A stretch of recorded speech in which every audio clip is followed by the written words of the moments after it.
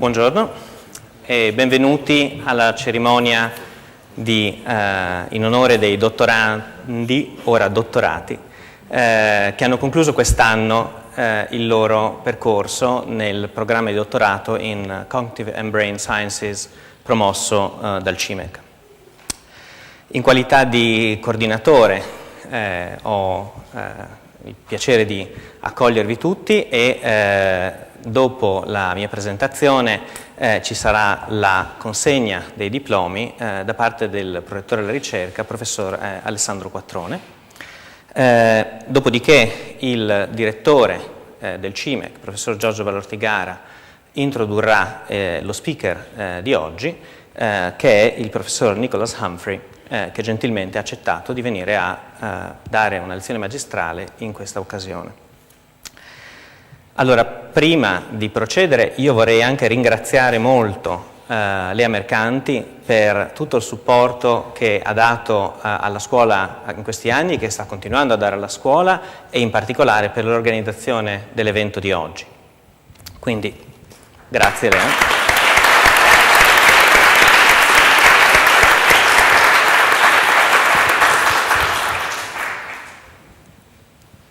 Gli studenti hanno discusso la loro tesi di fronte a ricercatori nazionali e internazionali all'inizio di questa settimana, lunedì, e devo dire sono rimasto molto colpito dal modo in cui non solo hanno presentato il loro lavoro, che veramente denota un notevole impegno, ma soprattutto dal modo in cui hanno discusso nel momento delle domande, nel senso che secondo me il momento delle domande è quello che più di tutti ha rivelato il passaggio, la strada che hanno fatto in questi anni, nel senso che noi li abbiamo accolti come studenti di fatto e nel momento in cui discutevano le domande chiaramente non erano più studenti, erano giovani ricercatori, perché di fatto non era un esame, non era un'interrogazione, era veramente una discussione fra giovani ricercatori, esperti internazionali, su un piano di discussione assolutamente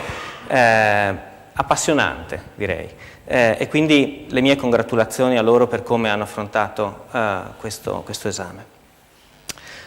Adesso proseguo ripetendo sostanzialmente le stesse cose in lingua inglese, perché la nostra è una scuola in cui l'inglese è la lingua ufficiale, dopodiché ritornerò all'italiano per presentare brevemente il lavoro di ciascuno dei dottorandi.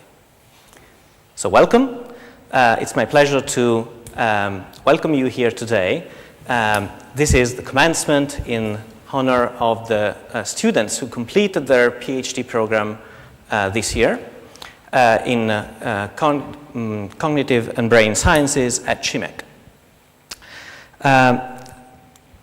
We've already thanked Lea for the support, Lea Mercanti, the support that she gave to the organization of this commencement day, but also in general for all the effort that she has put into the organization of the school so far and is continuing to put in the organization of the school. What I just said in Italian is that what truly impressed me in the day in which the student presented their work was that not only they presented it very well with full competence, but they discussed it extremely well. So I was very much impressed by the way they changed from being students to being young scientists. And in front of this international, national, renewed scientists, they were able to discuss and defend their position with great competence and great passion. And I think for me, this was the hallmark of a good job that they have done in the period of training here, and also a good job perhaps of the school. So my congratulations to the students for this great achievement. I will now return to Italian to describe briefly the work of each of the students to you before the diploma. You will see, however, a translation this time in English of what I'm saying in Italian. Quindi, dottoressa Ligia Batrinca ha studiato il fatto che gli esseri umani possono riconoscere alcuni aspetti di personalità dalle persone che incontrano con grande facilità. E al contrario le macchine e i robot non sembrano possedere ancora questa fondamentale abilità di interazione sociale. Ligia ha studiato il modo in cui i tratti di personalità si manifestano in contesti diversi allo scopo di sviluppare delle applicazioni che in maniera automatica fossero in grado di effettuare un riconoscimento della personalità.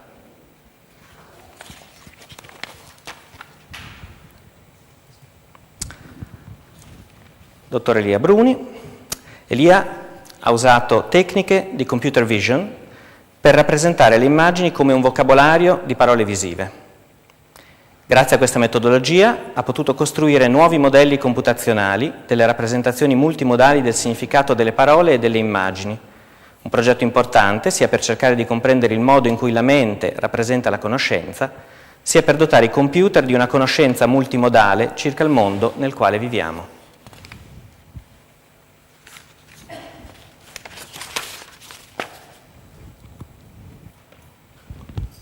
Gabriele Chierchia. Come esseri umani, noi tendiamo a preferire coloro che ci assomigliano e ci raggruppiamo in base all'etnia, al genere, all'orientamento politico e in base a molte altre caratteristiche. Gabriele ha usato la risonanza magnetica funzionale per studiare i meccanismi neurocognitivi che mediano l'impatto della vicinanza sociale sulle interazioni strategiche fra gli individui. La sua ricerca ha mostrato che la stessa area cerebrale è coinvolta in maniera diversa quando si tratta di coordinarsi con noi, con persone a noi più vicine. E inoltre ha mostrato che questa modulazione ha più a che vedere col fatto che riusciamo meglio a predire il comportamento di coloro che ci assomigliano, piuttosto che con il fatto che ci attraggono maggiormente.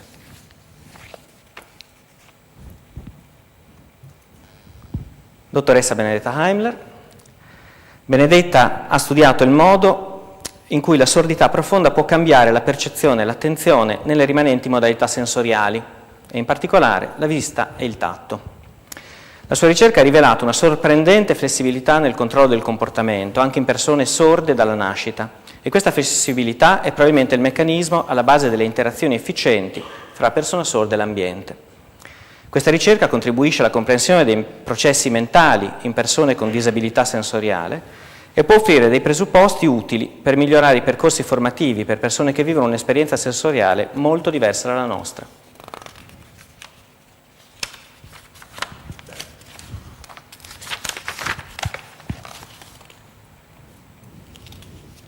Kyriaki Calimeri, dottoressa Kyriaki Calimeri. Kyriaki ha sviluppato un progetto interdisciplinare fra l'intelligenza artificiale e la psicologia. Ha analizzato il comportamento delle persone che utilizzano dispositivi mobili, come ad esempio i telefoni cellulari, misurando l'attività dei sensori presenti in questi strumenti. A partire da questa informazione ha potuto sviluppare dei sistemi di riconoscimento automatico della personalità dell'utente e delle situazioni sociali che l'utente stava vivendo.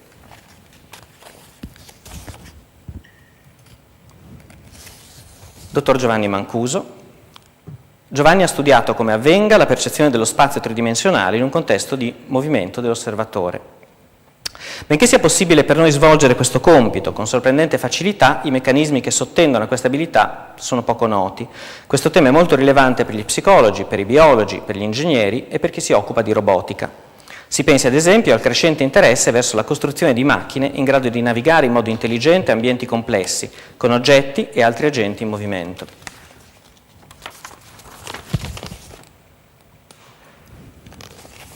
Dottoressa Francesca Maule. Francesca ha utilizzato una tecnica di stimolazione cerebrale non invasiva, la stimolazione magnetica transcranica, per esaminare in che misura una regione cerebrale che tradizionalmente viene considerata come esclusivamente sensoriale possa contribuire al controllo motorio. Questa ricerca contribuisce a mettere in discussione la distinzione netta fra i processi sensoriali e i processi motori che ha caratterizzato la psicologia e le scienze cognitive per molti anni. Inoltre può offrire presupposti teorici per pensare a strategie riabilitative per le persone che soffrono di disturbi sensoriali e motori.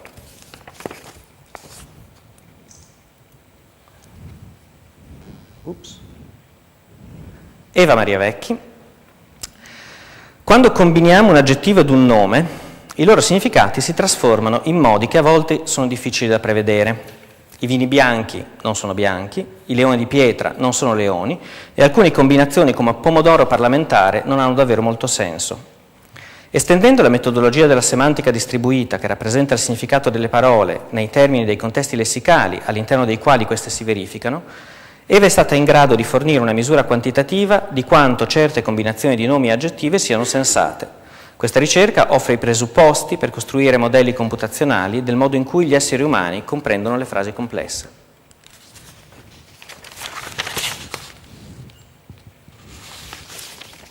Dottor Andreas Wutz. La nostra esperienza percettiva è strettamente legata alla costante estrazione di informazioni dall'ambiente e tuttavia, nel momento in cui elaboriamo queste informazioni, l'ambiente è già cambiato.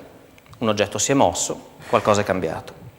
Andreas ha esaminato il ruolo delle finestre di integrazione temporale nell'analisi delle informazioni visive. Il concetto innovativo di finestre di integrazione temporale, all'interno delle quali avviene la nostra percezione, potrebbe quindi essere di fondamentale importanza per comprendere la dinamicità del nostro processo percettivo. Con questo io vi ho presentato il lavoro in pochi minuti, è ovviamente stato un lavoro molto impegnativo e di parecchi anni. Io credo che adesso sia il momento per invitare il prorettore alla ricerca, professor Alessandro Quattrone, alla consegna dei diplomi.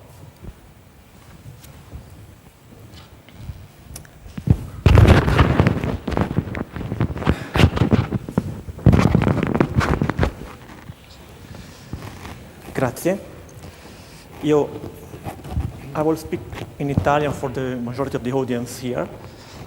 Io vi porto il saluto ovviamente della lettrice, della nostra lettrice, la quale non poteva essere qui con noi oggi.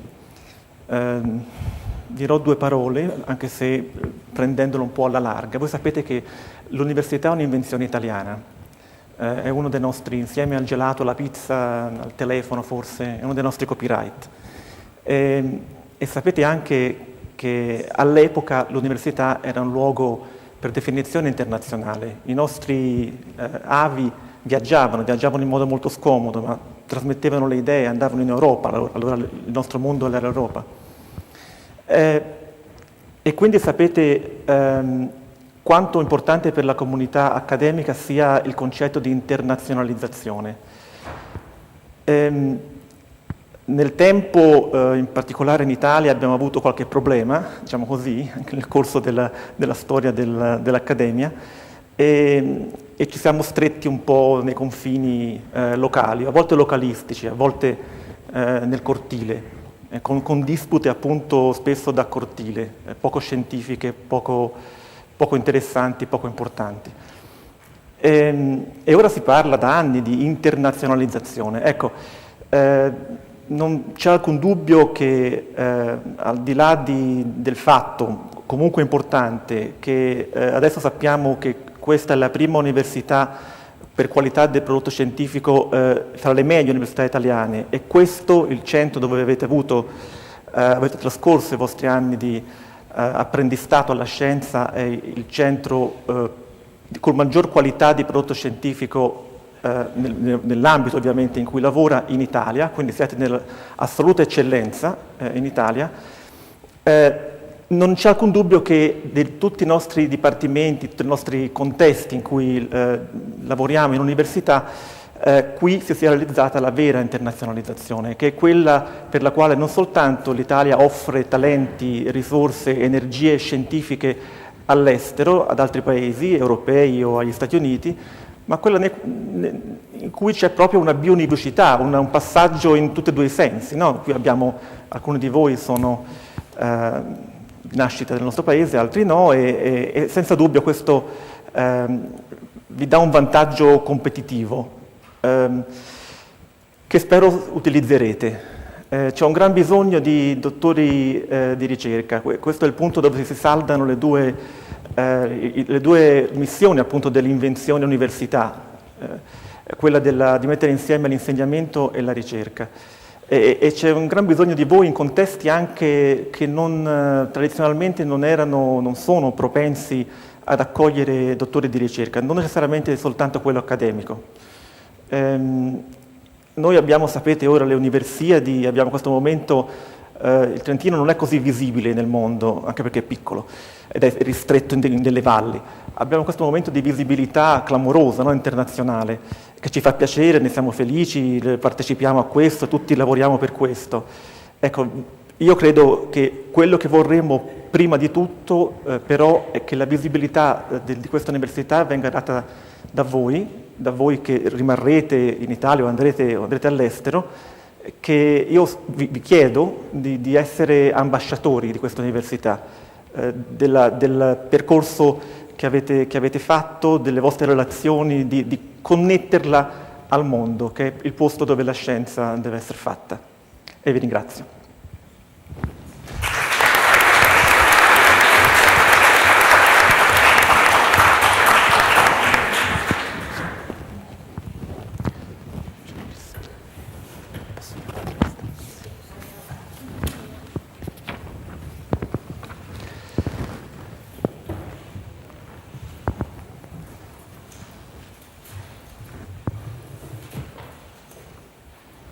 Bene, adesso vi chiamerò per nome e avremo la consegna del diploma.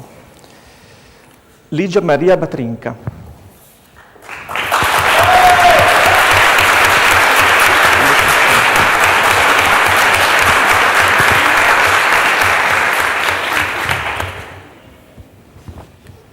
Elia Bruni.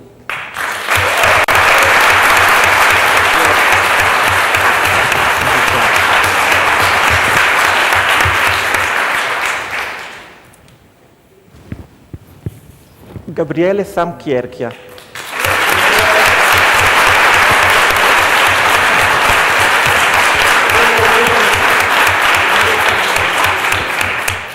Benedetta Heimler.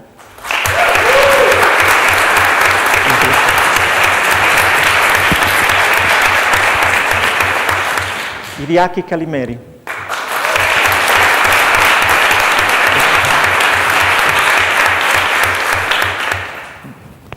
Giovanni Mancuso.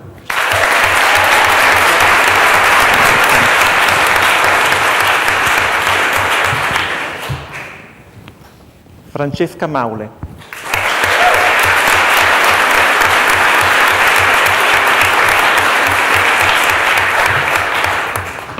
Eva Maria Vecchi.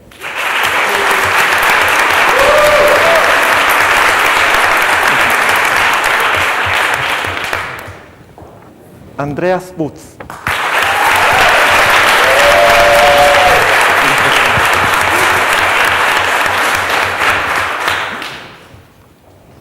Bene.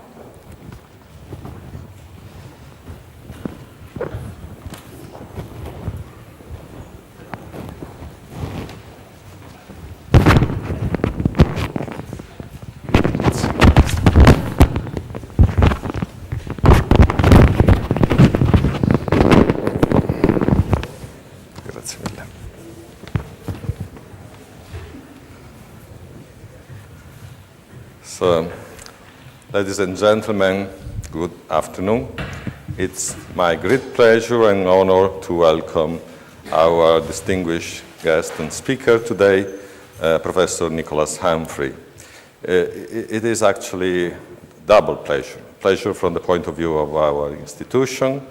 As the director of the Center for Mind-Brain Sciences, I'm really very, very honored to have here such a renowned and eminent scientist. But it is also a very personal pleasure. In fact, I must confess that Nicholas Humphrey was one of the scientific heroes of my youth. I read for the first time his now classical book, Consciousness Regained, when I was a doctoral student in England. And like many others young ethologists of the time, I was absolutely thrilled by the book.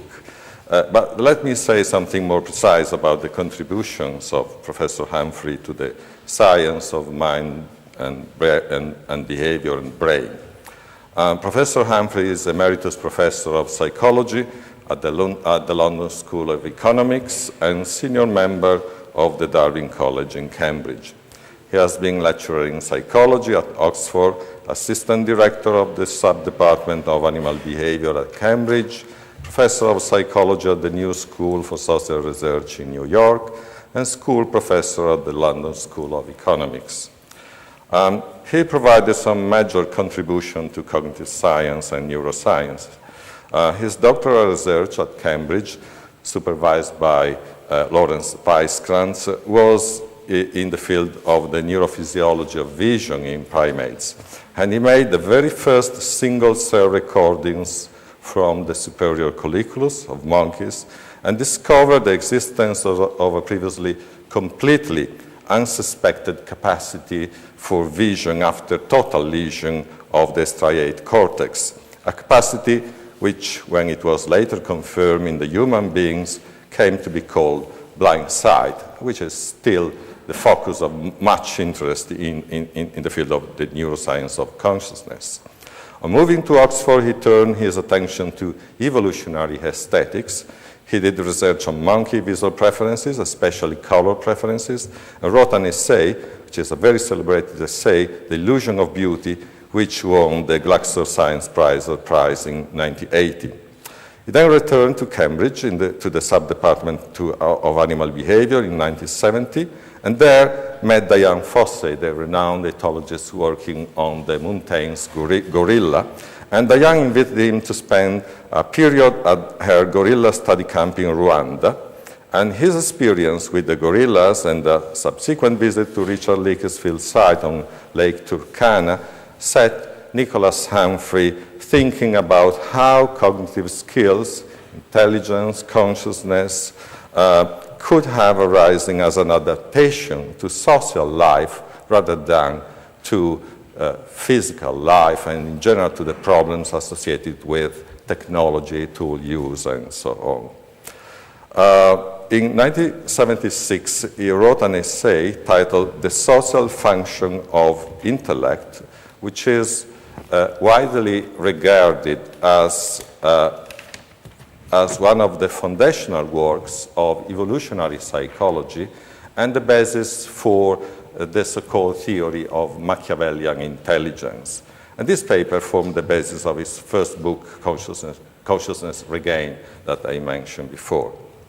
And Professor Humphrey's central interest for the topic of consciousness continued with a series of very important and very enjoyable books, A History of the Mind Made Flesh, Seeing Red, and the most recent, Soul Dust, The Magic of Consciousness. This last book has just been translated in Italian, and it is by coincidence available for the very first time in bookshop in our country precisely today. If you are interested, it is available as a supplement of the Italian edition of the Scientific American, the journal called Le Scienze in Italian. And in this last book, Professor Humphrey puts forward a radical new theory of consciousness. I will not anticipate anything else about the book and the talk, and I give the floor to Professor Humphrey, and thank you very much. Nick, please, Nick.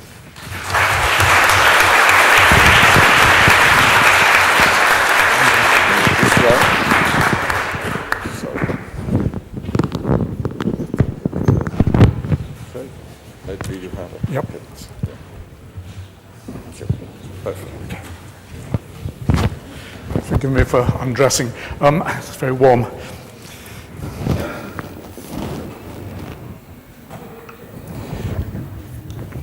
So thank you very much, Giorgio, for that introduction, and it's a great privilege to be here on this very solemn occasion.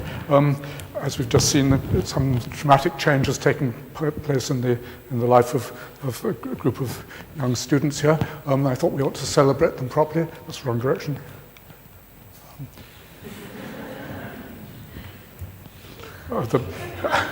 That wagtail, Georgie, you should get a better version of it put online. It's actually, as you see, it doesn't really do justice to your students' achievements. Well, anyway, I'm very happy to see you here, and of course, and your families. I hope if there are any grandmothers here, they can soon stop asking their grandchildren when they're going to get a proper job, which will actually earn them a living. As we've seen, they at least have got so far as earning a title to themselves and to dress up as if they'd come out of a novel by Stendhal, which Le Rouge et le Noir was, of course, written about events in this part of the world. They'll discover soon enough that the title they've acquired will increase the bills they pay for car repair for the rest of their lives, because the garage men will assume that they're now very rich, which let's hope will in fact be true. At least anyway, they'll have they'll know that they're now graduates, PhD students of the top university in Italy, which owes its reputation, no doubt, at least to Professor Tiara's contributions to the global economy. You can't see the slide.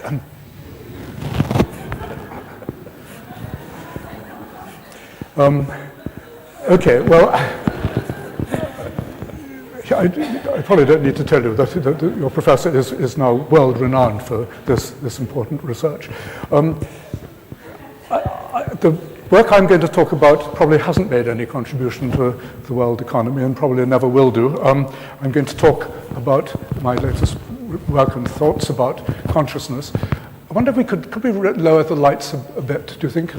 So in order to bring out some of the colors in the slides I'm going to show you. I'm going to be talking about what I call the magic of consciousness, its extraordinary special qualities, how consciousness lights up the world for us and makes us feel special and transcendent. How indeed consciousness creates the idea of the soul, and even as we'll see, of the immortal soul. But I'm not going to go straight there. I want to start out where we all start out, with what we wake up to every morning, the experience of conscious sensations. I want to ask what it feels like to be a conscious creature living in the present. What it feels like to have your hair pulled, or to roast your nose in front of the fire, or to run through the wet, cold, salt waves. In fact, I want to start by telling you about a quite new theory of what sensation amounts to. Now, to be clear about the words here, at least as I use them, sensation is the way we represent our interaction with the stimuli that touch our body. The light at our eyes, the sound at our ears, the pressure on our skin, for example. Sensation is not the same thing as perception.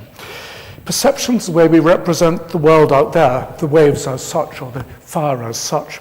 But sensation is something much more personal. It's the way we represent what's happening to me and how I, as a subject, evaluate it.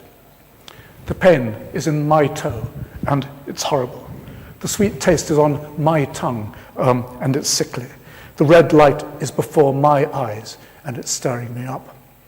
It's as if, in having sensations, we're both registering the objective fact of stimulation and expressing our own personal bodily opinion about it. And indeed, as we'll see shortly, I think we are doing just something very like just that.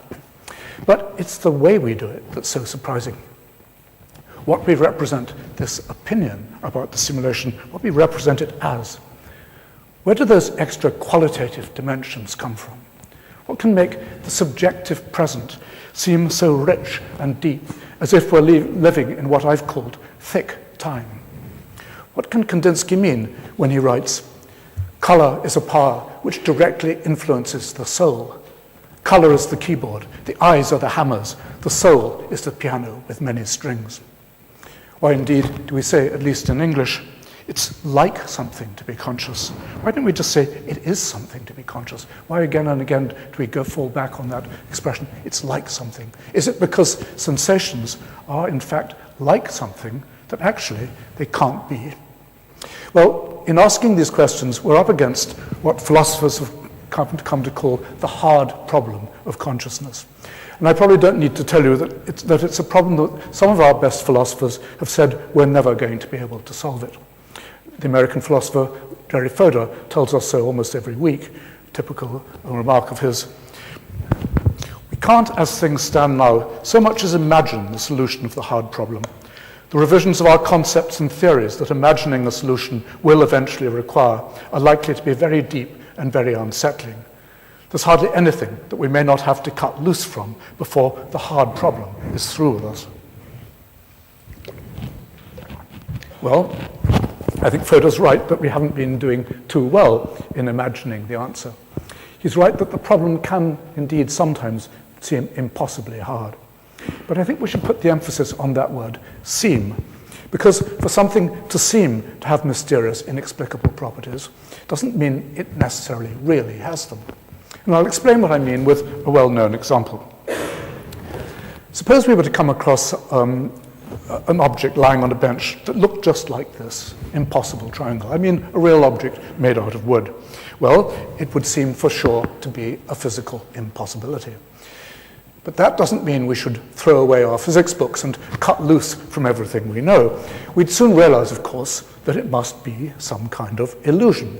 And sure enough, if we could only change our perspective, our viewpoint, we'd discover that what we're actually looking at is the strange object shown here. An object carefully constructed to deceive us when we see it from just one fixed position. And I think the truth about consciousness, if only we can see it from the right perspective, is that it is indeed a highly improbable bit of biological engineering, a clever trick played on us by nature, but one which really does have a relatively simple explanation. So where to begin in trying to understand this? What questions to ask? Jerry Fodor has had more to say. He wrote, "Nobody has the slightest idea what consciousness is, or what it's for, or how it does what it's for, to say nothing of what it's made of." Well, whatever we think of the nobody there, let's at least give it to him that those do look like being quite good questions. What is consciousness, phenomenal consciousness, the quality of consciousness? What's it for? How does it do what it's for? And what's it made of? Well, these in fact are the questions I'm going to use to structure my talk, at least the first half of it. But I'm not going to give them equal weight, because what really excites me are some new ideas about what consciousness is for, its evolutionary function, and that'll be the second part of my talk.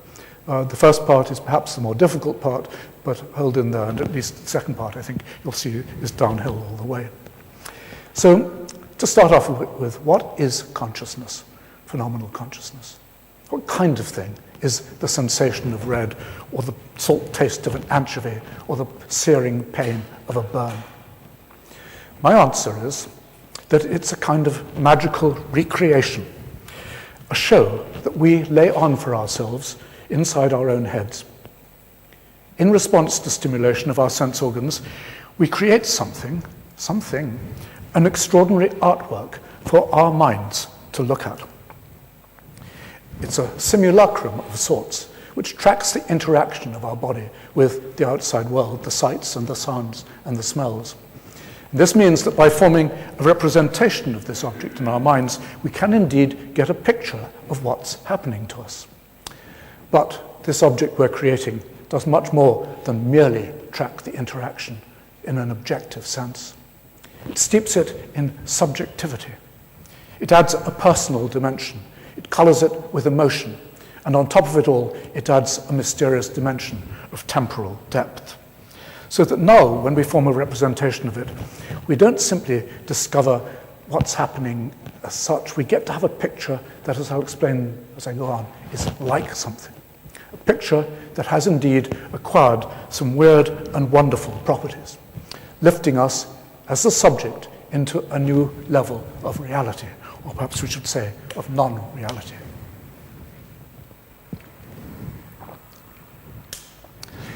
Okay, so now what about this theatre? You see, I've taken the metaphor very literally there. Many of you will know that philosophers in recent years have mocked the idea of there being any such inner theatre, where the brain creates a simulacrum for itself to look at. Daniel Dennett, my good friend, has been most outspoken on this subject. He wrote a long time ago, the persuasive imagery of the Cartesian theatre keeps coming back to haunt us, lay people and scientists alike, even after its ghostly dualism has been denounced and exorcised.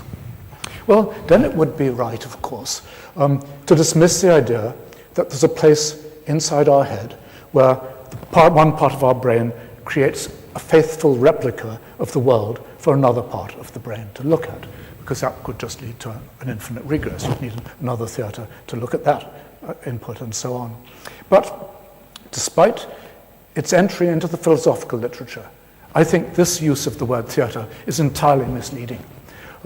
Replication is not what theatres are about, not real humanly created theatres.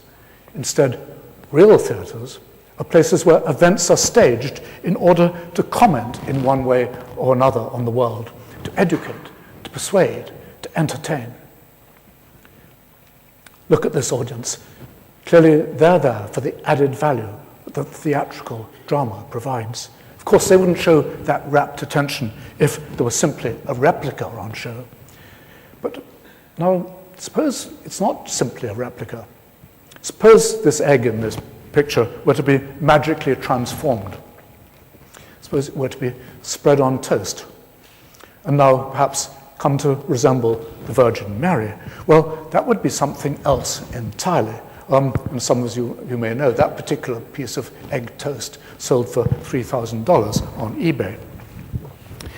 So now, in the case of consciousness, what I'm suggesting is that one part of our brain is staging a magical show in order to influence the judgment of another part of our brain, to sell the world to us, and indeed perhaps to sell it to us for more than it's really worth. And what could that be for biologically? In what respect do conscious creatures lead more successful lives? Well, I'll be coming to that. But first, let's ask, how does the spectacle of consciousness get to have its spectacular properties? How does it do what it's for? If this is what's on show, what can be going on backstage to create it? What strings are being pulled within the brain?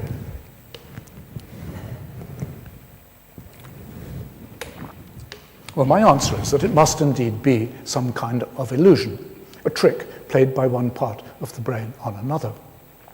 And you'll see now why I've chosen the impossible construction, this one, to illustrate the idea of its being like something to be conscious. Because, as we've just seen, it's quite possible to construct something that looks like this for real, or perhaps not. That would be a difficult one to construct, but at least we know we could construct something that looked like this. And so let's watch it being done. You've probably seen this before. It's a very popular optical illusion called the Penrose triangle, or tri-bar. But did you know you could make your own three-dimensional one? Let's get to work.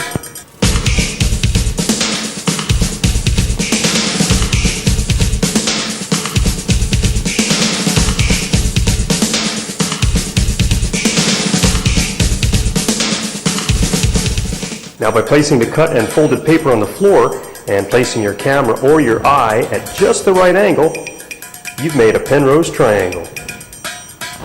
So, indeed, here's what we see, and here's what we've made backstage to create the illusion, or at least I'm suggesting that as a metaphor. And I'm serious, I think that this wonderful illusion-generating object provides just the kind of model we do need for understanding consciousness. Here is something, a real physical object, that when seen from a special position is, in the most literal sense, like something it actually can't be, like this. Magic, it may seem, but still, as we've just seen, it's something that can indeed be constructed by entirely mundane means. And if you can do that with paper and scissors, imagine what natural selection could have done with all the resources of the brain. But let's note again that the crucial thing is that we, as subjects, are seeing the thing we're creating from just that one particular point of view, from the first-person viewpoint. And that means, by the way, that any scientist who goes looking in the brain for the neural correlate of consciousness, as it's now come to be called, the NCC, he's going to have his work cut out, because the problem will be, of course, that the scientist, coming from the outside, is simply not going to recognize the neural correlate of consciousness for what it is, even if it's right there in front of him.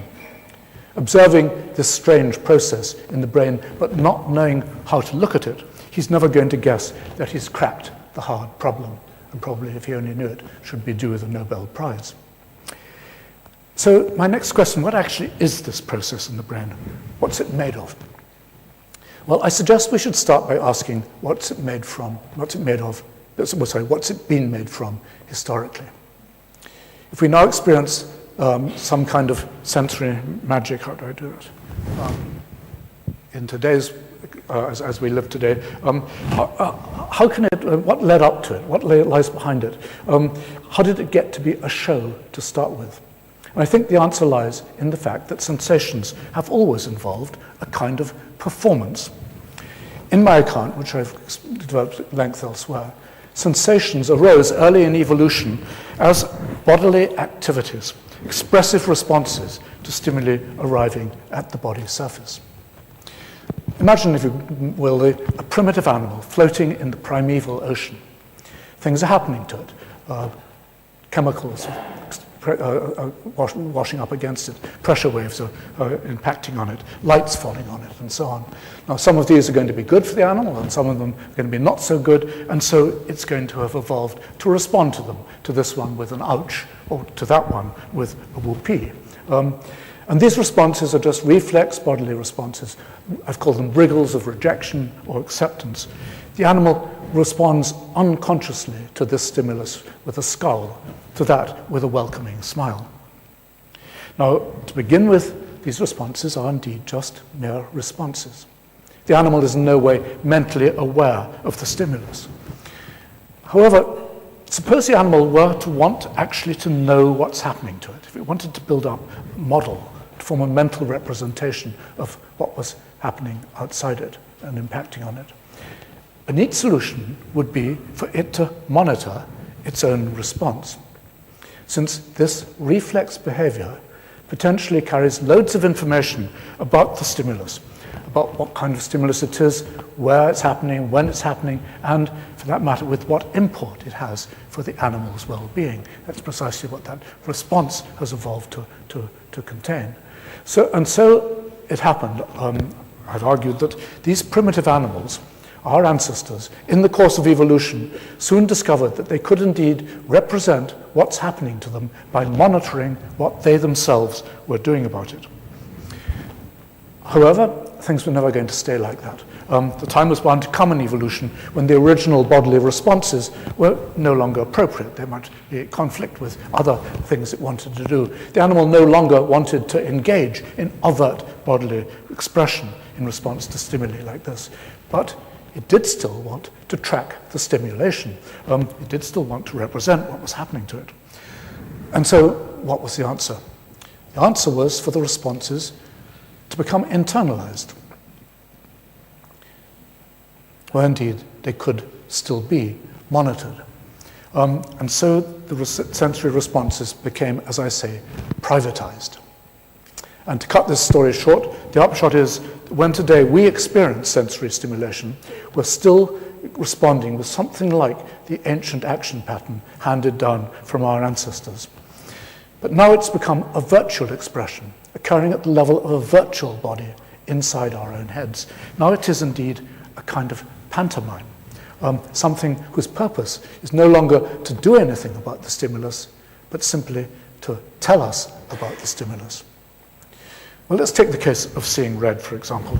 I wish I could get more saturated color there, because it doesn't work so well when it's washed out. But anyway, okay.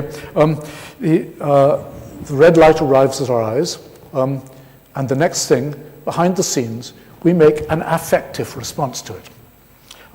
It's an ongoing response, and to give it a name which sounds like an active name, I'll call it redding.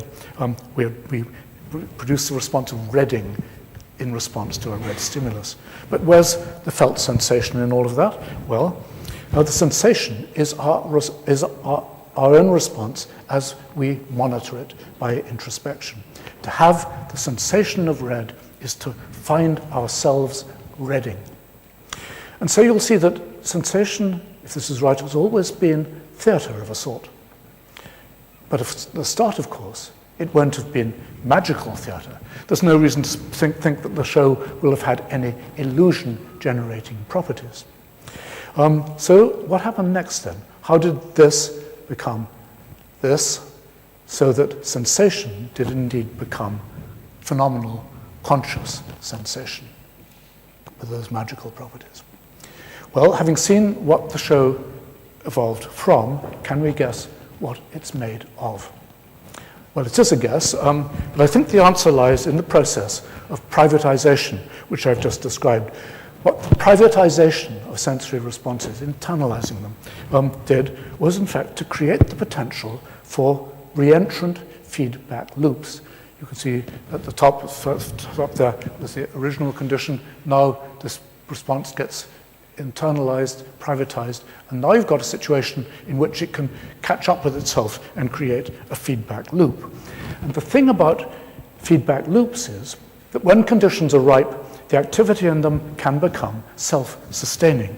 And moreover, the sustained activity can take on quite remarkable properties. Suppose that each time that the activity cycles around this loop, the transmission characteristics from here to here are changed as a result of the activity the previous time around. Well, then the activity, the development of this activity will be described by what's called a delay differential equation. You don't need to know any maths to follow this. But that means if it's got a delay differential equation underlying it, it means that typically it'll either develop chaotically, which wouldn't be interesting, or else it'll settle into what we call an attractor state, in which the same pattern repeats itself indefinitely. This film clip shows an example of a developing pattern of this kind, generated by a feedback loop.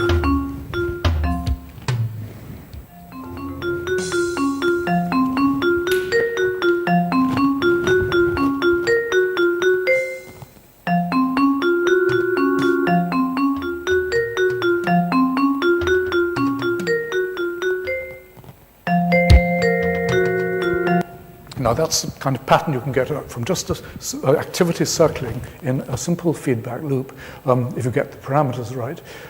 It's a rather simple example which can be described in 3 dimensions. Here's another one, an attractor in 3 dimensions.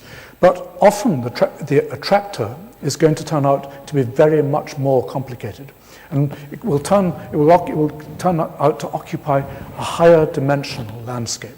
The number of additional dimensions can be very large indeed. In fact, there will be cases where it would require a graph with an infinite number of dimensions to describe it. The activity simply in a feedback loop can become so complex that you need a graph with an infinite number of dimensions. But if we want the potential for magic, well, here surely we've got it. Suppose that natural selection in designing the sensory show had all those extra dimensions to play with. Well, the mind boggles at the possibility for creating objects, I'll call them mathematical objects now, mathematical objects in the brain, which when monitored internally could seem to have extraordinary out-of-this-world properties. But let me get more specific about that. If there's one thing that everyone who's thought about sensory consciousness has remarked on, it is its peculiar temporal characteristics. Imagine yourself looking at a cascading waterfall or listening to the song of a nightingale. Physical time is flowing linearly forward with no let-up in the relentless passage from instant to instant. But that's not how you experience it at the level of conscious sensation. Rather, for you, the present moment, the now of sensation, seems to hang on a little, as if each instance of sensation is still there for you for a brief period after you create it, as if it happens for longer than it happens. So what's going on? What could possibly give rise to this illusion? Of course, it must be an illusion that the past is still present, as if you're living in that thick time. As it happens, there's an answer we can take right off the peg. The philosopher Douglas Hofstadter has pioneered the analysis of a special class of feedback loop that he calls a strange loop. In Hofstadter's words, for someone observing the cyclic activity in such a loop, then in the series of stages that constitute the cycling around, there's a shift from one level of abstraction to another, and yet somehow the successive upward shifts turn out to give rise to a closed cycle. Despite one's sense of departing ever further from one's origin, one winds up to one's shock exactly where one had started out. Well, what might that look like to an observer? What if you have this behind the scenes? Well, if you want a visual spatial metaphor, it might be like this. It might be like climbing an endless staircase that always takes you back to the same place that you set off from. Or if you want an auditory metaphor, it might be like listening to a glissando where the sound seems always to be rising in pitch without actually ever getting there. Listen to this.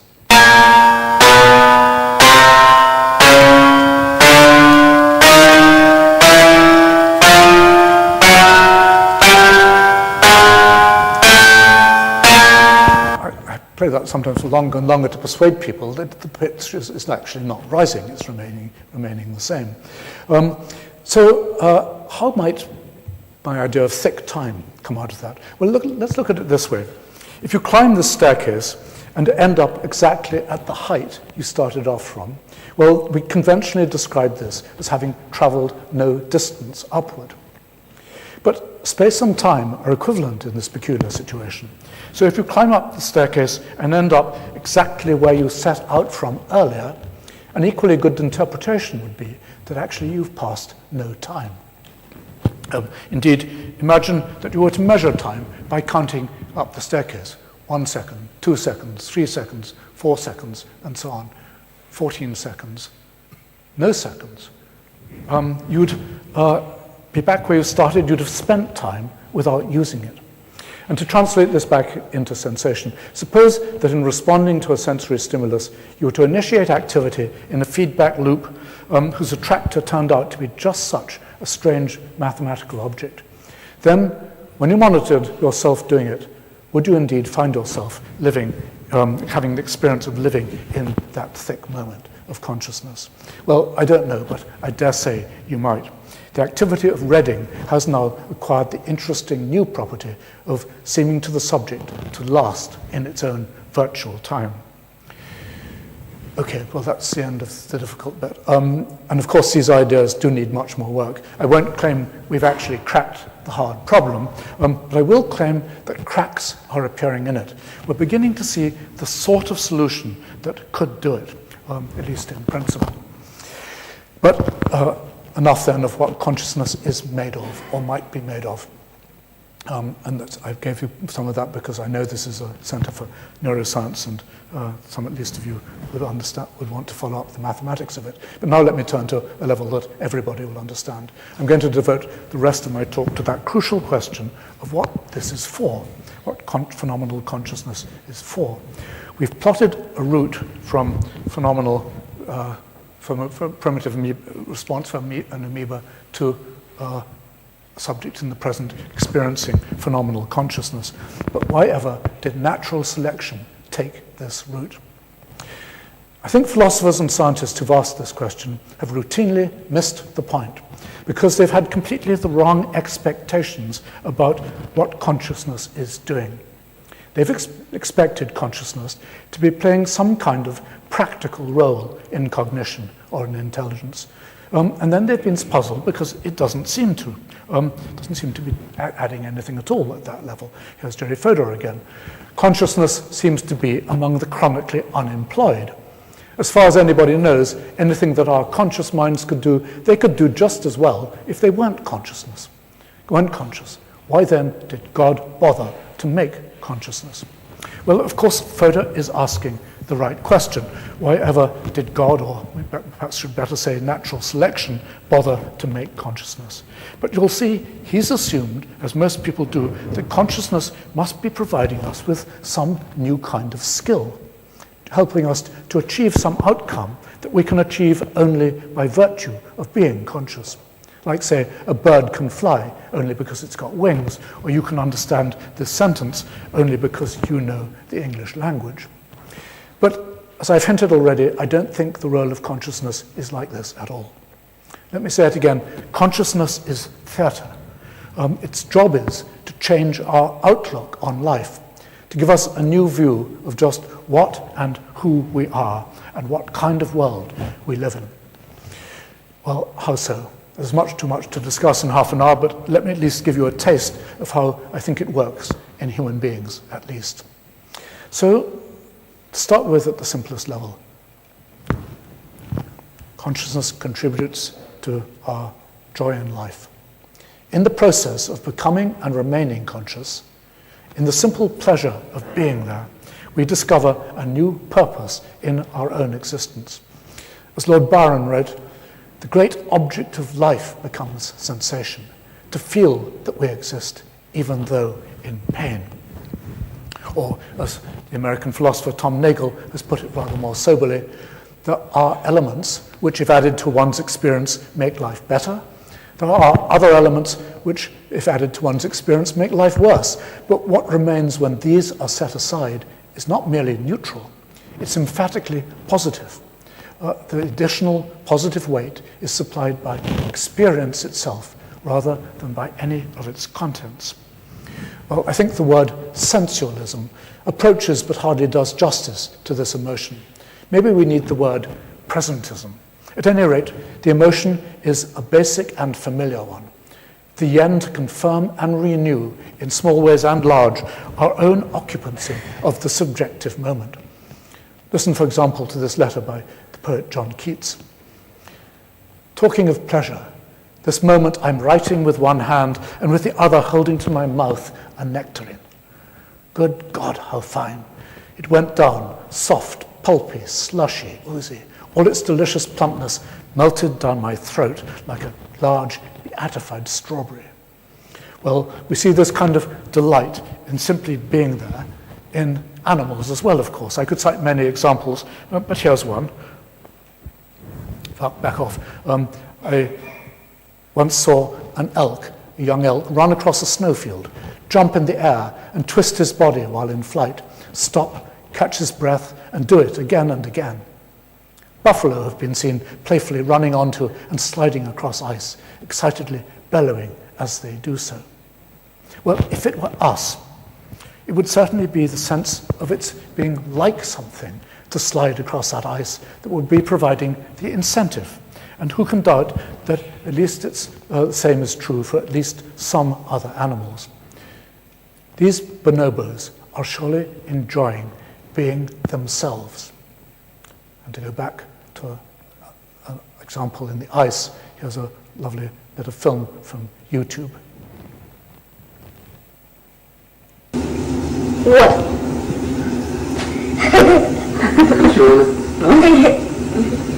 Корки катається. Вона?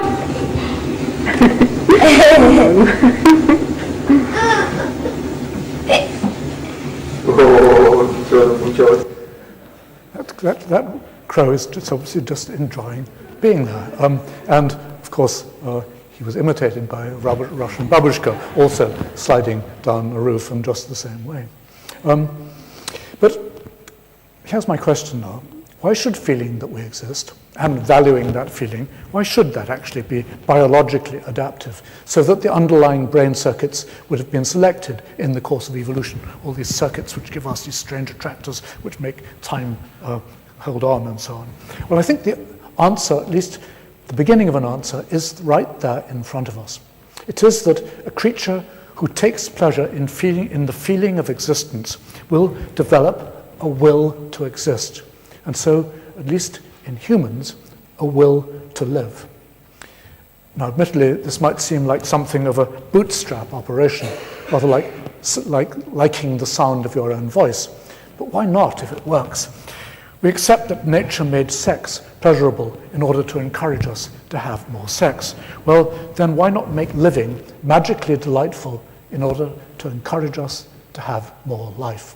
And at least in humans, to increase our fear of death.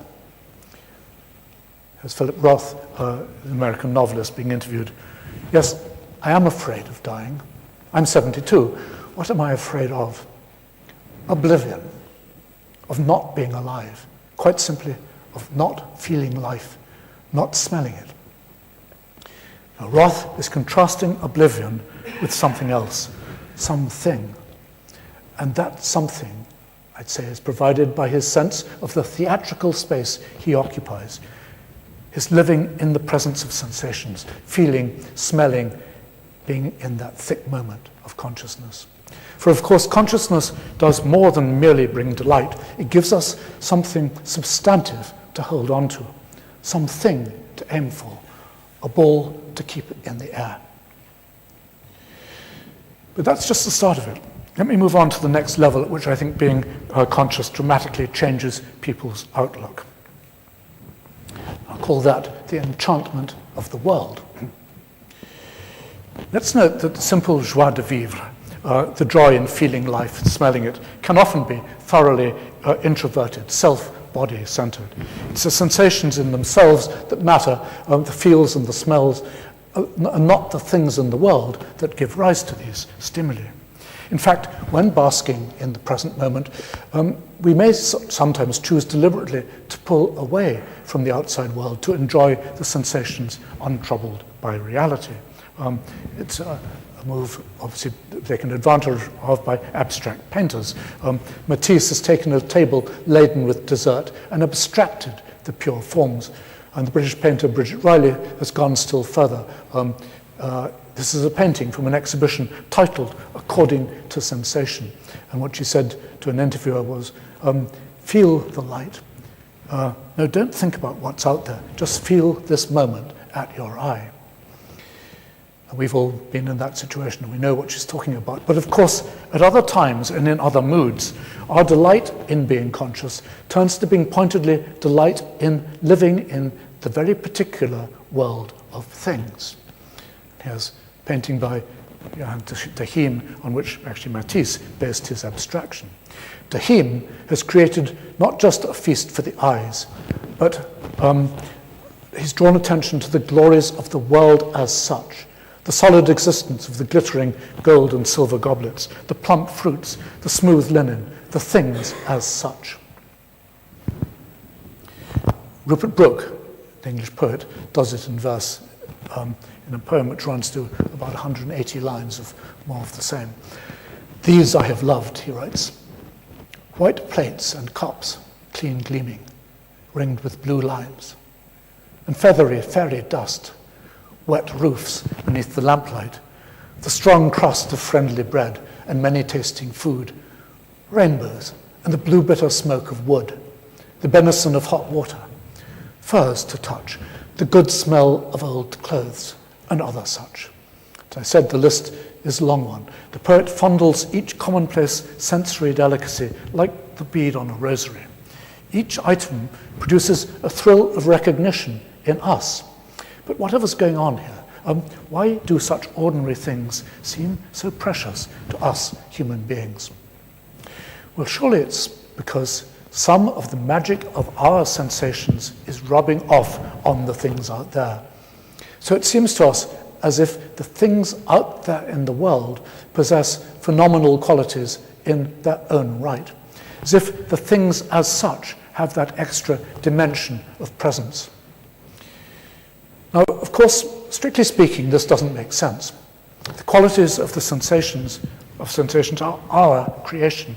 No way do they truly belong out there in the external world. In the case of a red tomato, for example, it's the sensation of the light at our eyes that has the phenomenal red properties, not the tomato. The tomato is physically red, it's not phenomenally red. But here's the thing, all our experience has been that red tomatoes and red sensations go together, that salty anchovies and salty sensations go together, that cold water and cold sensations go together.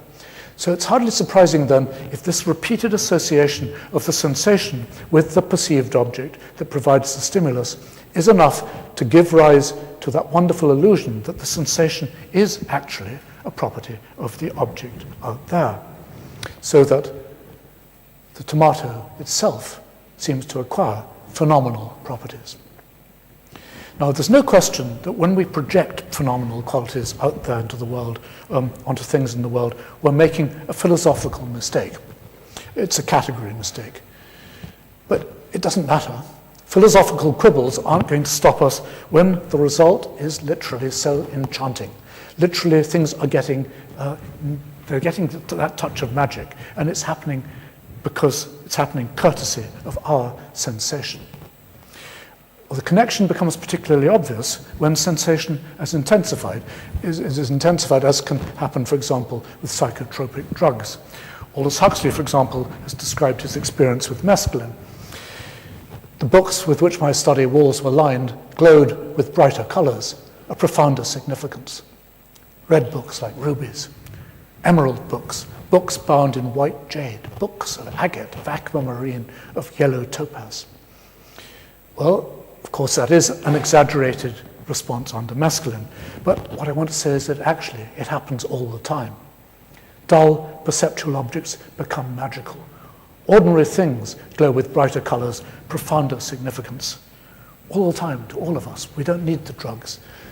Borrowed phenomenality transforms the world for us into an awesome place.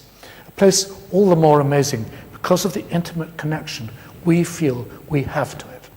A place where the things out there seem to be singing our song, as indeed they are. How often have we looked into a fire or stared at a swirling whirlpool and been knocked back by the impossible beauty of it, our sense of union to it? And there's every reason to think that this is a trait we do indeed share with some at least of our non-human relatives. Here's a lovely film clip of a chimpanzee. And looked at the stream, completely mesmerized by the pattern of light flow through his fingers. You think, what's going through his mind? What every day? What's suddenly changed about it?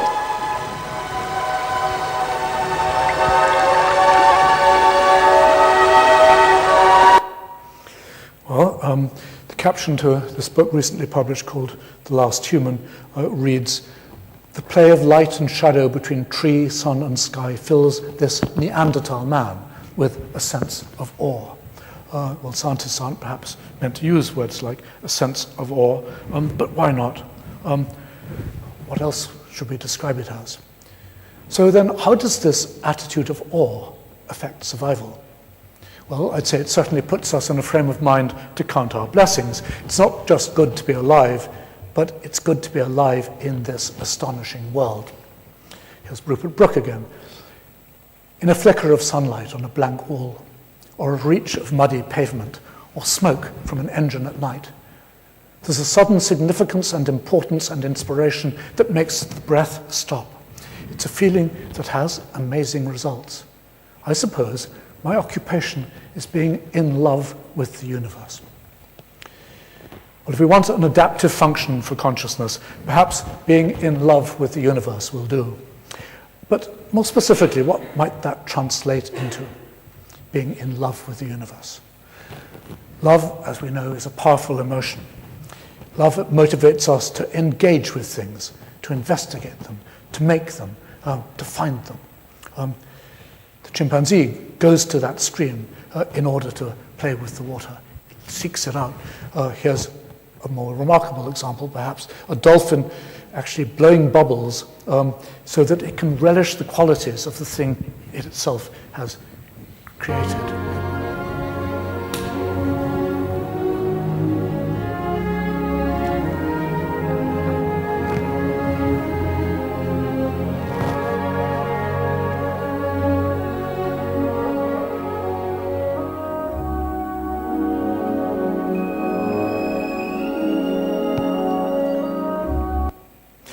The dolphin is enjoying the properties it's projecting onto the object it itself has made. And of course, humans are just the same, only much more so. Because we delight in the world we ourselves have lit up with our own creativity, we've become creatures dedicated to play and exploration, with the result that simply by indulging with our love affair, with things, we learn ever more about the true potential of the world we live in. Here's another picture from that book. A juvenile Australopithecus greets a new morning 2.5 million years ago.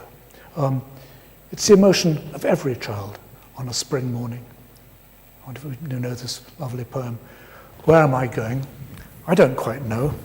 Down to the stream where the kingcups grow, up on the hill where the pine trees blow. Anywhere, I don't know.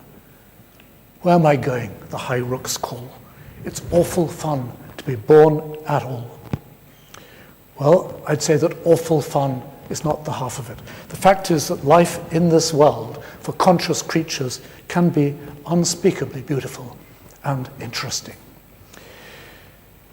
All right, so I'd say that this increased interest in being in the world could alone be enough to explain the adaptive advantages of redesigning sensation to give it phenomenal properties, at least for the first steps that happened long ago before humans came on the scene.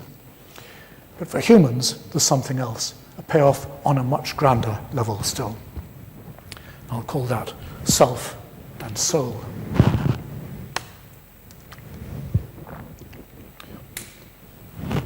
We watch a sunrise, for example. It's so amazing that, like the poet William Blake, we may be moved to insist on its supernatural origin. He writes first in response to a skeptic, when the sun rises, don't you see a round disk of fire, somewhat like a penny? Oh, no, no, Blake responds. I see an innumerable company of the heavenly host, crying, holy, holy, holy is the Lord God Almighty. But another English mystic, Thomas Traherne, went straight to the paradoxical truth of this. By the very right of your senses, you enjoy the world. Doth not the glory of the sun pay tribute to your sight? When we watch that sunrise, the sun, as I said before, is singing our song. Oscar Wilde summed up the shocking but wonderful reality of this. It's in the brain that everything takes place. It's in the brain that the poppy is red, that the apple is odorous, that the skylark sings. Francis Crick, 100 years later, called this the astonishing hypothesis. The astonishing hypothesis is that you are in fact no more than the behavior of a vast assembly of nerve cells. But actually, I don't think this is such an astonishing hypothesis. I think at some level, we all already know it. We know it's we who are doing it. Since we were children, we've all explored the wonders of subjectivity. Children are natural-born philosophers. Back in the playground, we were all already exploring, asking those deep questions. For example, the question about our own peculiar role in generating the world of colors. Could the light of the sun that I experience as subjective red be something that you, over there in the playground, experience as subjective blue? Well, how could we even begin to ask that question unless we'd already hit on the strange truth that all this glory really is down to us? When I was talking about this with philosopher David Rosenthal, he said that this idea that we actually, subjective colors could be private to ourselves and they could be different is something which was, the idea was invented by John Locke. Well, he obviously had never had a child because in fact, or perhaps never even been a child. We've all been asking those questions and drawing the conclusions from it, which are that we should indeed take a high view of ourselves for being conscious. What am I doing here? What's it like to be the author behind the scenes of all this magical stuff? Well, it's like owning it. It's like making it mine. Thomas Traherne, the English mystic, was much more radical in his fantasies than the prim Victorians who made that glass window had imagined. He has a new window in Hereford Cathedral, which I think shows you more what he was really like. And here's a passage from his Meditations. The streets were mine. The temple was mine. The people were mine. Their clothes and gold and silver were mine. The skies were mine, and so were the sun and the moon and the stars, and all the world was mine, and I, the only spectator and enjoyer of it. Well, Traherne, rather like Huxley with his masculine, is clearly in a peculiar state of self-congratulation. Mostly we're much more laid back. We're used to it. We take it for granted. But what we're taking for granted is actually a kind of miracle. And for humans, I think it deeply shapes our sense of self. Well, how in many ways, but I'm going to concentrate on one especially. What's the most psychologically salient property of conscious sensation? Well, surely it's just this, Traherne's obsession, that it belongs to me, that I am indeed the sole spectator of it. Now, the idea that what we're doing is entirely logically private may be an illusion. It's a consequence of the way it gets set up, with us having just this one privileged first-person view on it. But psychologically, this privacy is hugely impressive, creating the irresistible idea of myself as a separate bubble of consciousness. And how does that affect people psychologically? I'd say it encourages us to believe, as we never would dare to otherwise, in our own metaphysical importance. That each individual human being is indeed a focal singularity within the universe.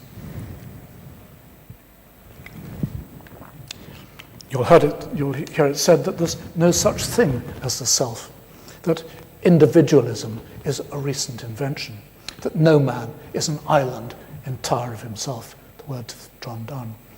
And I think the fact is that at the deepest level of personal experience, people discover the opposite, that when it comes to consciousness, every man is an island entire of himself. Now, I said that consciousness as theatre affects our outlook on life. Here's a big enough effect. But could this really be one of the reasons that consciousness has been favoured by natural selection? Could there have been any advantage biologically to thinking of ourselves as being quite so special? Well, mine may be an unfashionable view, but I think that, yes, whatever the bad press from philosophers and ethicists, I've no hesitation in saying that I believe that individualism, selfism, represents a real step up in the life game. Here's William James writing on the subject long before it was politically incorrect to say this kind of thing. He wrote, "The altogether unique kind of interest which each human mind feels in those parts of creation which it can call me or mine may be a moral riddle, but it is a fundamental psychological fact. No mind can take the same interest in his neighbour's me as in his own." And the self-interest and self-importance that follows from this is immensely empowering. As conscious creatures, we humans have become naturally the kind of beings that aspire not only to be ourselves, through continually affirming our presence in the world, but to make more of ourselves through learning and creativity, symbolic expression, spiritual growth, social influence, and through the love of others. Now you may think, what am I doing now, saying through the love of others? I said that consciousness separates and isolates us, and I think so it does. I said that consciousness promotes individualism, and so I'm sure it does. But that's not the end of the story. And what happens next makes up for all this potential narcissism. Because the fact is that from soon after our first discovery as infants of the glories of being me, we humans are led to a daring speculation about the selves of other people. If I myself have this astonishing phenomenon at the center of my existence, then isn't it likely, even certain, that the same holds for other people? So what's that say then about the kind of creatures that we human beings collectively are? It's not just me. Every one of us is a creative hub of consciousness. All men have been endowed by their Creator with an inalienable and inviolable mind space of their own, just as precious, just as special, just as private and important to them as mine is to me. Johann delightedly expressed this side of things too. You never enjoy the world aright till you perceive yourself to be the sole heir of the whole world, and more than so, because men are in it who are, every one, sole heirs as well as you. Think about the delicious paradox of that last sentence. Everyone else is sole heir to the world alongside you. The result is that we are indeed a society of selves. And I think the idea is extraordinarily potent, psychologically, ethically, and politically. And I dare say from the moment it took off amongst our ancestors, it must have been highly adaptive. In fact, I'd go so far as to suggest that this change in spiritual worldview marked a watershed in the evolution of our species. The point at which human beings first began to treat other humans as persons of equal status to themselves, independent, private, respectable, responsible, free-willed loci of consciousness, everyone a soul in good standing, the equal of ourselves. Now, I've used that word soul ahead in my title. Should I really be using the word soul? Doesn't it carry too much baggage? Well, I think I should be using it, and precisely because of the baggage it carries. Here's the theologian Keith Ward. The whole point of talking of the soul is to remind ourselves constantly that we transcend all the conditions of our material existence. We transcend them precisely in being indefinable, always more than can be seen or described, subjects of experience and action, unique and irreplaceable. And that's the illusion which we directly get out of phenomenal consciousness. And so here's where I'm driving. For members of the human species to live in a world where people in general have this opinion of themselves is to live in what we can call the soul niche. I mean niche, now in the conventional ecological sense of that term. The environment to which a species has become adapted, in which it's designed to flourish. Trout live in rivers, gorillas live in forests, bedbugs live in beds, humans live in soul land. Soul land is a territory of the spirit. It's a place where the magical interiority of human minds makes itself felt on every side. It's a place where we naturally assume that every other human being lives as we do in the extended present of phenomenal consciousness, where we recognize and celebrate the awesome possibilities of individual, private joy and suffering. It's a place where the fate of one's own and other people's souls is a constant talking point, where souls are the subject of gossip, of tender concern, of mean speculation, of manipulation by prayer and by spells. It's a place where the claims of the spirit begin to rank as highly as the claims of the flesh, where we join hands with others in sharing the beauties of the world which we ourselves have enchanted. Well, I could go on in that vein, but I don't need to. You live there, and you know.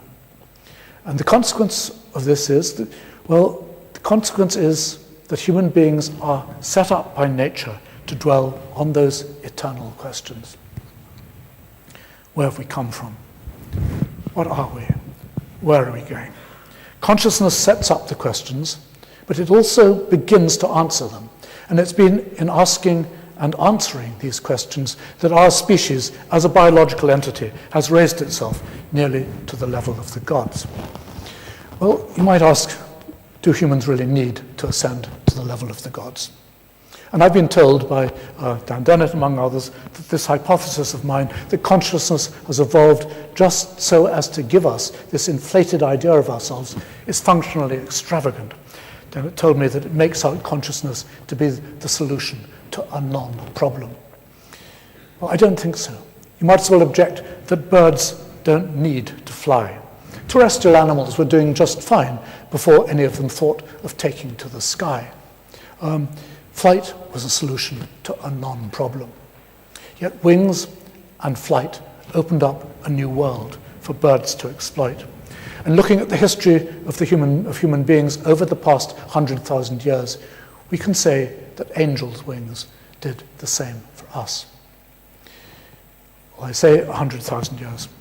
Can we begin to guess when, in fact, this development first began to come about historically?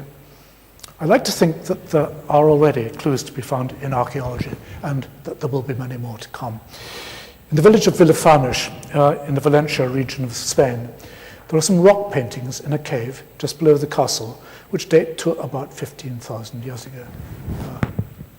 Any of you go there? Go down there. When I visited that cave a few years ago, I was taken aback to see the resemblance between one of the images on the wall and the drawing I'd made earlier to illustrate the privatization of sensation. Well, I couldn't help wondering, was this painting, in fact, an early Neolithic representation and celebration of what it means to be a self? But if that's so, let me take that speculation a bit further. What about all those other rings and spirals and cups and rings within rings, designs that speak so strongly of interiority, designs that are a recurring theme in rock art wherever humans have settled right across the world, in Asia, Australia, America, even most recently discovered in a chalk pit near Cambridge. Archaeologists have had no good theories of what these symbols, these spiral symbols, ring symbols mean. It's been suggested that multiple representations, such as this one from Ireland, are some kind of field plan. Well, with due reservation, I think these are souls, and this is a soul plan. This is a Bronze Age representation of this. What it's saying is, here live souls. Well, I'm running out of time, but I can't leave the story just there. Here live souls, I've written, but of course today we must surely say, here lived souls. For what's certain is that the human beings who made these marks in the rock are here no longer. The marks on the rock persist, individual people do not. Soul land, I have to say it, is dangerous territory. And you know the reasons. You may have noticed that eagle which is about to snatch this little kid off the face of the earth. I showed you my son in the waves. On the hillside above this beach in Ireland are the graves of local people. You see the Skellig Rock in the distance there. There's the rock in the distance, and there are the graves of local people who must have played in those same waves a few hundred years before. One of the graves was open, and I looked inside. The problem is that the higher you climb, the harder you fall. As the future of the individual self has acquired ever greater psychological significance in the course of human evolution, so the death of this self must surely have become an ever greater tragedy. A tragedy for the one person who loved himself, and a tragedy for the others who loved him too. The particular person has gone. The very person whose consciousness and intellect were designed by nature to make him believe himself a being of such singular importance. We can hardly underestimate the loss involved. The Russian poet Yevgeny Yevtushenko said it beautifully for us. No people are uninteresting. Their fate is like the chronicle of planets. Nothing in them is not particular, and planet is dissimilar from planet. In any man who dies, that dies with him his first snow and kiss and fight. Not people die, but worlds die in them. George Steiner, the English critic, has called death a scandal. Individual souls surely deserve better than to be snuffed out in less than 100 years after their first arrival here on Earth. Now, I suppose it's true that if we can think like detached evolutionary scientists, we ought to be able to reconcile ourselves to death, theoretically at least, because we'll recognize that this has always been nature's way. Individual survival has never been the main concern of biological evolution. What's mattered is the survival of genes and germlines. In fact, evolutionary progress would come to a stop if individuals could actually live forever. But perhaps we don't even have to be scientists to think like that. Non-scientists too, of course, can surely take comfort from the idea of cultural continuity. The thought that even if our individual selves can't survive, we can still at least have some sort of presence after death through the things we leave behind, especially through the lasting effect that we've had on other people's lives. Well, maybe we can think like that if we try hard, but Woody Allen, for one, was having nothing of it. Allen wrote, "I don't want to achieve immortality through my work. I want to achieve immortality through not dying. I don't want to live on in the hearts of my countrymen. I want to live on in my apartment." And in living on, wanting to live on in his apartment, of course it's also known as Woody Allen's body, Allen surely speaks the deepest language of the embodied human soul. There are no two ways about it. As conscious creatures, we've been selected, designed to consider death the ultimate betrayal.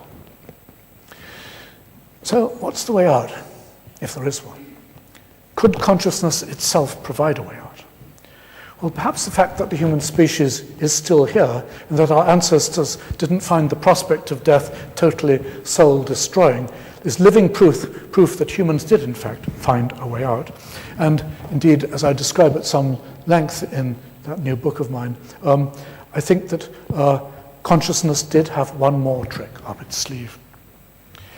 Nature has given each of us a natural soul, a common or garden spiritual presence in this world. But in doing so, she paved the way for human culture to come up with a much grander idea, the idea of a supernatural soul, an out-of-this-world soul, a soul that goes on living in some fashion, even after the body has turned to dust. So, despite all, we can be sure that the individuals buried in those tombs above the beach, that they went to their deaths in the full expectation of being resurrected, like their Saviour, somewhere else. Perhaps this isn't quite the solution that Woody Allen was asking for. Nonetheless, if you can't live on in Manhattan, you could do worse than to live on as an angel.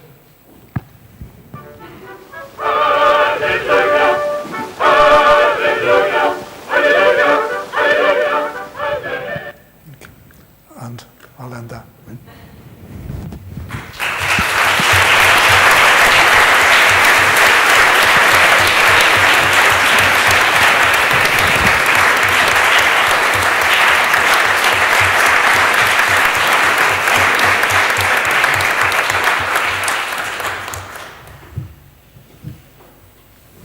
So, thank you very much, Professor Andrew and Professor Humphrey, and thank you very much to all of you for attending. Now we have a section, I think. Yes, look at the doors on the right and left side. Thank you.